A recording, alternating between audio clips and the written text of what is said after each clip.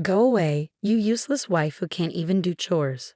I sat on the floor, feeling small and insulted, while my mother-in-law stared at me angrily. We don't need you. You always look sad. You're just a burden. My sister-in-law, who never helps at home, said mean things. Wait a second, Morris. Your mom and sister are being too mean. I tried to say, but before I could finish, even my husband Mauricio looked disappointed in me. My mom and sister are right. I don't need a wife who can't do chores and work. I have a young girl who helps part-time and is much better. Pack your things and leave, Mauricio said firmly. All three of them kept saying hurtful things, calling me a bad wife. I clenched my fists, feeling angry. After using me all this time, how could they be so mean? Just you wait. I'll make sure you all get what's coming to you. But I looked at the three of them and said without changing my expression, fine, I'll leave. The family that's been putting everything on me will see what happens next. My name's Eleanor. I'm 32 and a working wife. Nowadays, many women work after getting married. And I've kept working at the same company I joined after finishing college because I enjoy it. One morning, while I was getting ready for work, Mauricio asked me, "Hey, Eleanor, can you handle this?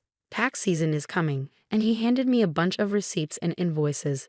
Again, "You should handle the shop's accounting." Mauricio avoided eye contact. "You know I'm better at it, so please." I married Mauricio 5 years ago. He used to work at a restaurant where I'd sometimes go. After a few dates, we decided to get married. Now, Mauricio has his own cafe, but he leaves all the boring tasks like buying things and accounting to me. As I headed out the door, my mother-in-law said, "Eleanor, I want Chinese food tonight. Can you get the ingredients?" "No, you can do it when you get back. Also, Vivian and the kids are coming this weekend. Make sure you cook something they'll like," I reluctantly replied before leaving the house. When we got married, I wanted to live just with Mauricio, but he said we should live with his mom because he was worried about her being alone. So we moved to his big family house. My mother-in-law isn't good at cleaning, and the place was a mess when we moved in.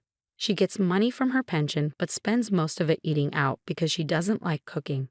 Mauricio always says that housework is a woman's job, so even though I work too, I have to do all the chores for everyone in the family. On top of that, my sister-in-law, Vivian, who moved out after getting married, often comes back home with her kids. When she's here, I have even more work to do.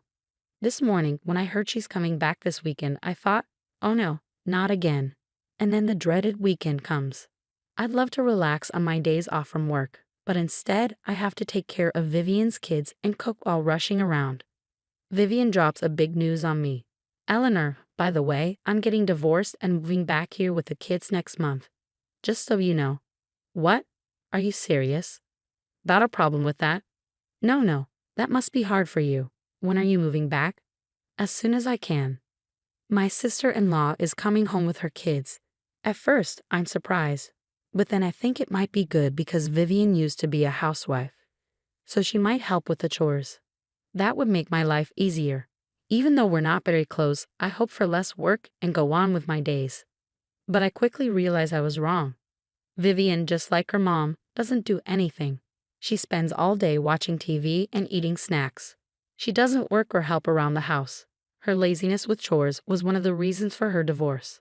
Now I have to do all the chores, even making meals for her fussy kids and getting them ready for school. As time goes on, my job gets busier with a new project needing more hours and early mornings. The house gets messier and messier. Coming home to a messy house is really disappointing, but everyone keeps asking, "When's dinner?" Or saying, "You're so slow." To make things worse, Vivian and my mother-in-law start making rude comments. "Eleanor, the laundry is piling up.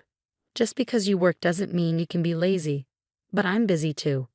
When I try to explain, Vivian interrupts, talking back to your mother-in-law. "You're so brave, Eleanor, and you've been buying all the meals. That's not good for the kids. If you're home, can't you help a little?" What are you saying? Mauricio owns a business. You don't have to work. You're just selfish. So be a perfect wife. I couldn't believe it, and they acted like it was normal. That night, I was so mad I could burst. So I talked to Mauricio. "I'm busy with work, and neither your mom nor your sister is helping with the chores. Are you saying bad things about my mom and sister Eleanor?" Mauricio looked at me angrily. I said surprised, "No, that's not it. But I can't do all the chores alone." Could you help me a bit? I'm busy with my business. You might not get it because you have an easy job in an office, but running a business is tough. And isn't housework a wife's job? Don't expect me to help. Are you serious? Mauricio just goes to sleep, leaving me upset. But then I get an idea. I think of something good. I quickly grab my phone and order some things online before going to bed. A few days later, a bunch of new gadgets arrive. A machine that washes and dries clothes, a robot that cleans, and kitchen tools that cook by themselves. If no one's going to help me, I'll use these gadgets to make my chores easier. While the delivery guys bring in the new washer, my mother-in-law and sister-in-law arrive. You bought a new washer without asking. The old one still works. But it's old, and this will make laundry faster and easier, I argue. What's all this? A cleaning robot and cooking gadgets. Eleanor, come here. They call me to the living room, where they're sitting on the sofa, and I'm told to sit on the floor. Mauricio is there too, sitting with his mom, looking pleased. What's happening? I ask. My mother-in-law yells. What do you mean? What's happening? You spent all this money on lazy gadgets with the household money. What were you thinking? I thought it would help with chores. It's not about helping. People these days rely too much on machines, my sister-in-law adds. Exactly, Eleanor. And those are fancy items. The ones we have still work. You're just wasting money because Mauricio owns a business. She stares at me, and Mauricio agrees. But you're just making things easier for yourself. Can't you even do chores properly? I wanted to reply, look who's talking, but I stayed quiet.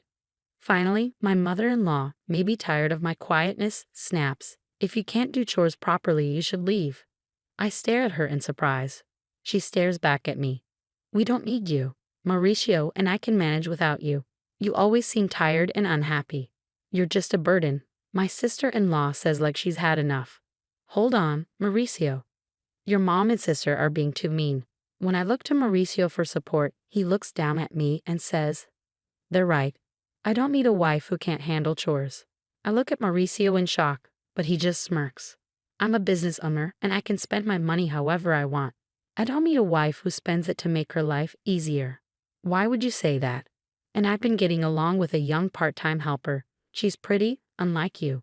Pack your things and go. Shocked by Mauricio's words, all three start criticizing me, saying I'm a bad wife.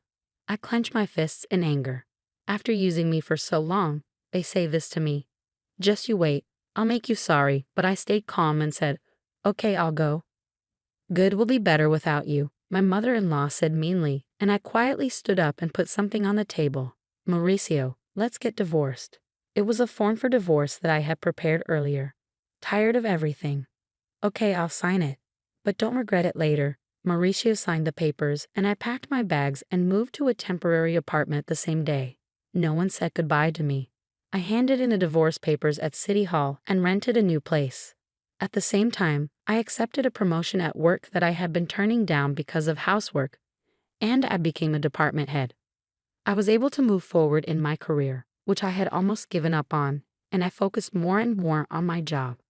Happy that nobody was there to hold me back, I felt relieved about a week after leaving. My ex-mother-in-law started calling, but I was busy and didn't want to talk to someone who had called me worthless. I kept ignoring her calls. A year later, on a day when I wasn't working, she called again. Thinking it was time to sort things out, I answered, hello? Ah, Eleanor, you finally picked up.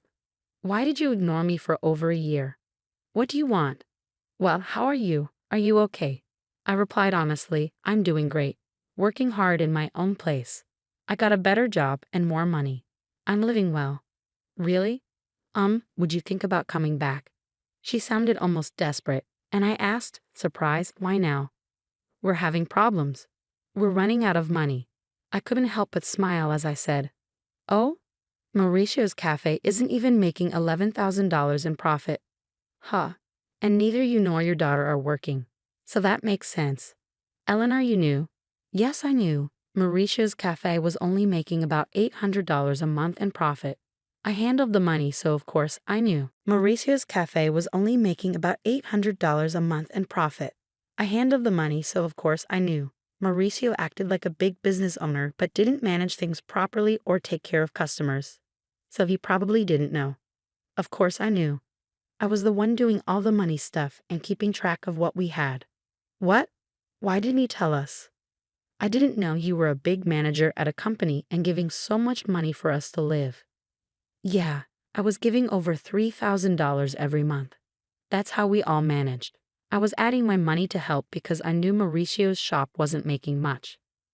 Maybe Mauricio realized he couldn't handle things without my money after I left. Please, Eleanor, come back. Oh, by the way, what happened to Mauricio's shop? Ignoring my ex-mother-in-law's request, I asked, is Mauricio's shop closing next month? Even the part-time helper left him. It's not surprising with such bad management, he can't run a business. And he's too proud to do what he needs to do. No woman would want to be with a man like that. I laughed, and my ex-mother-in-law didn't know what to say. Can we finish? I'm busy, she quickly said. Also, the house has been a mess since you left. She said the house was a mess because no one was cleaning. The house was messy. Nobody was cooking, so they had to buy meals, and they couldn't even buy a new washing machine. It would have been nice if you left those machines, ex-mother-in-law says. What are you saying? Those lazy machines? And why can't I take what I paid for? I shouldn't have said that, but I never thought the house would get like this just because nobody was doing chores, I said, getting a bit annoyed. Isn't it strange that 3 grown-ups can't handle chores? What are your daughter and Mauricio doing? She whispered. Well, Mauricio is sitting at home all day, doing nothing since he found out his shop isn't making money. He said he could spend his money however he wanted because he's a business owner. And Vivian won't work, no matter what I say. She doesn't do chores. And she even asks me for money for herself and her kids.